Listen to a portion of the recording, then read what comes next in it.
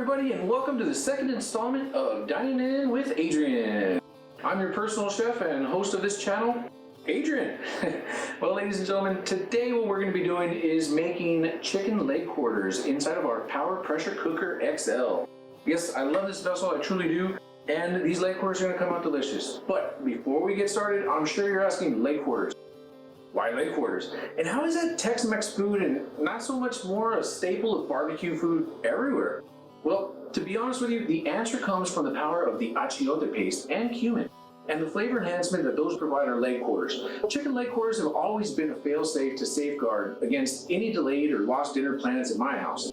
You know, moreover, in South Texas, chicken leg quarters are commonly found in fundraiser plates, smokehouses, and backyard barbecues. And yes, even on the 4th of July, I should say especially on the 4th of July. Regardless, chicken leg quarters are probably eaten at least once a week at my house, but always come out with the greatest of ease whenever I make them in my Power Pressure Cooker XL.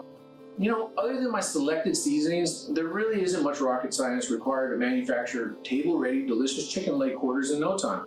And for this recipe, what you're gonna need is 4 to 5 chicken leg quarters.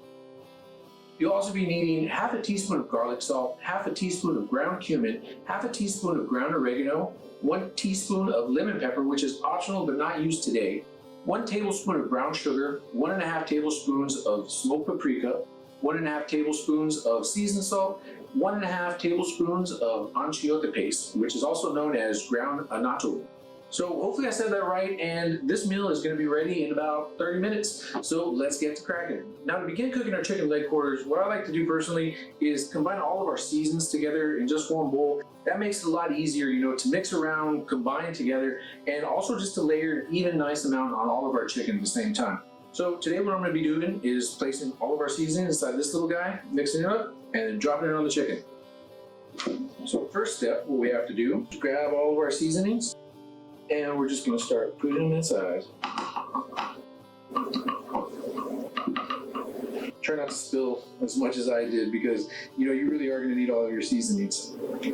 So now that we have all of our seasonings inside of our bowl, what we have to do is just mix all this together before we place it on our chicken. And it's really as easy as just putting your hand in and just getting to work. And be sure to incorporate this really, really well. You really want this just to be one uniform seasoning, honestly. Once you incorporate everything, as you can see, it's now starting to turn into one nice, vibrant, you know, reddish orange.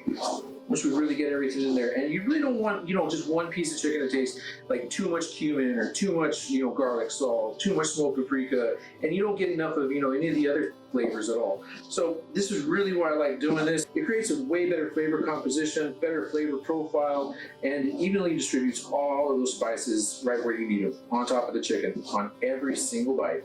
Okay, so now that we've already gone and mixed our seasonings really, really well, what I like to do is, you know, season them up one at a time before placing them inside of our vessel. So we go ahead, remove our lid, place this guy over here. Is, like I said, just start seasoning it here at the table and then just move it directly into our Power Pressure Cooker XL. So it looks a little something like this.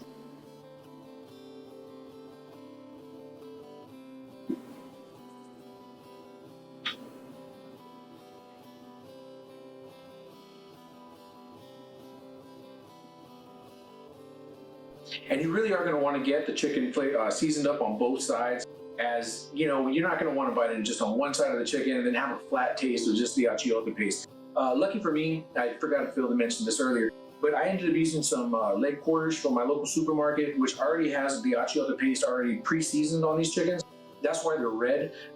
Saved me a step, but you know, you can find the achiote paste inside of the Hispanic aisle there at your local convenience store, or your supermarket, I should say. So I'm gonna continue seasoning this chicken. I gotta flip it on the other side and get that, and then before I place it inside the vessel. So here we go.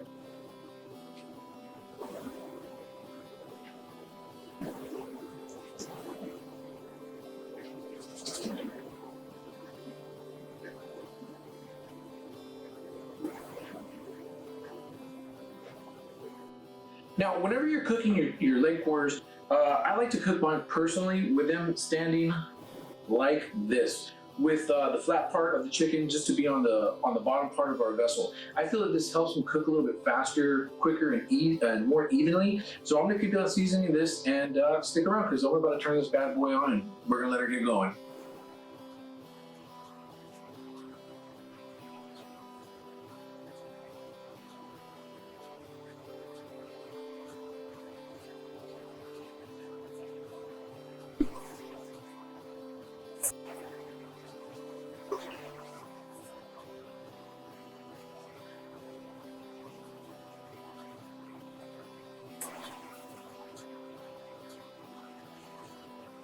And as we're seasoning up our last piece of chicken, I'd just like to mention, you know, this usually takes probably about an hour or so to cook inside of the stove, where today what we're going to be doing is I'm literally going to put it on for 30 minutes. And that's all the cook time it's going to have. That's all the cook time it's really going to need. So now I'm going to place this last piece of chicken in.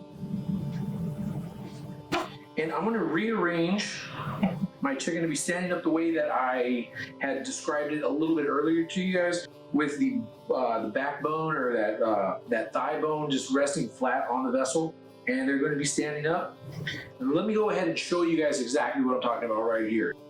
So as you can see, inside of my vessel, all the pieces of chicken are standing with the leg up. That's how they're going to cook, and they're going to come out ready, looking delicious. So now I'm going to go ahead and I'm going to place the water inside of the vessel just so that we get the cooking process started. It looks a little something like this.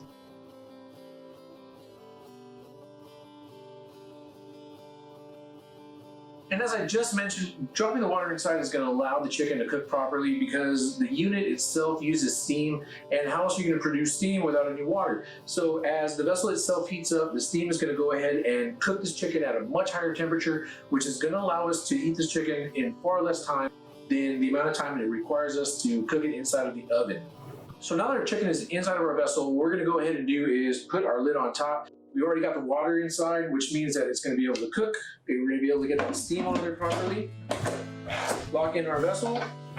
Put our lid to the closed position on the steam valve as well. And we're going to go ahead and we're going to press, I should say, the chicken meat.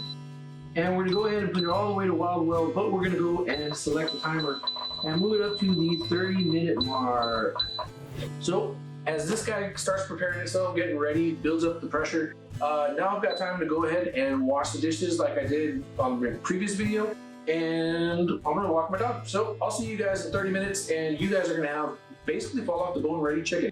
Okay folks, we're literally here down to the last couple seconds, waiting for the chicken to come out, and you know, just at the sound of a beep, now it didn't happen that time, but at the sound of a beep, my food's ready. Now, I do want to also mention that I do have to release the steam once again, and it is going to be some nice steam. And I will do that as soon as the vessel beeps, which it just did. So now what happens is the vessel itself goes to keep warm, or you know, just kind of neutral position, I guess. And that's going to allow me just to pop open the steam. Whoops. There we go. Get the steam going, and once that clears out, we'll be ready to open it up and get our chicken. So stay tuned, I'm going to see you guys really, really soon. As soon as this is over.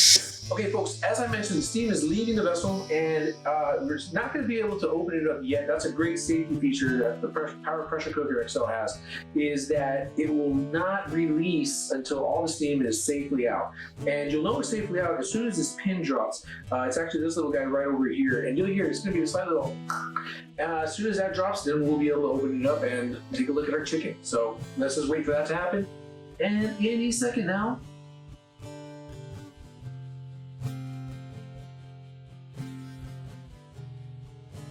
I say any second now. And that was the sound we were looking for. So now it's safe to remove our lid and see what we've got going on.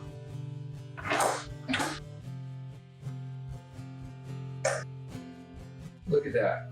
You can definitely see that the chicken is ready, only because of the fact that it's already peeling off of the bone. So you know this guy's already cooked all the way through. Sorry for the steam that's building up on my lens, but you know, this is the best vantage point I'm going to be able to get to you guys. Now let me start digging in there just so I can show you guys what it looks like on the plate.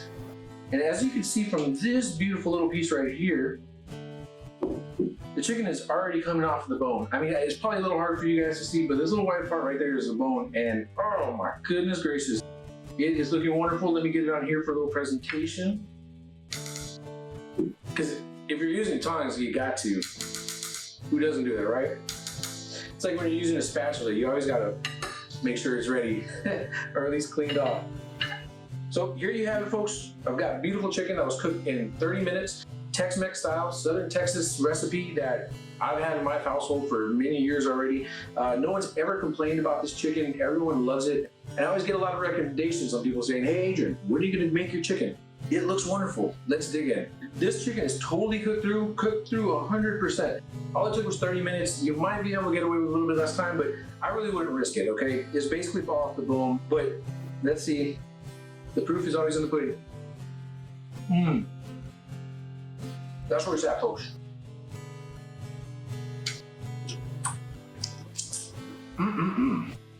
Okay, folks, so there we have it.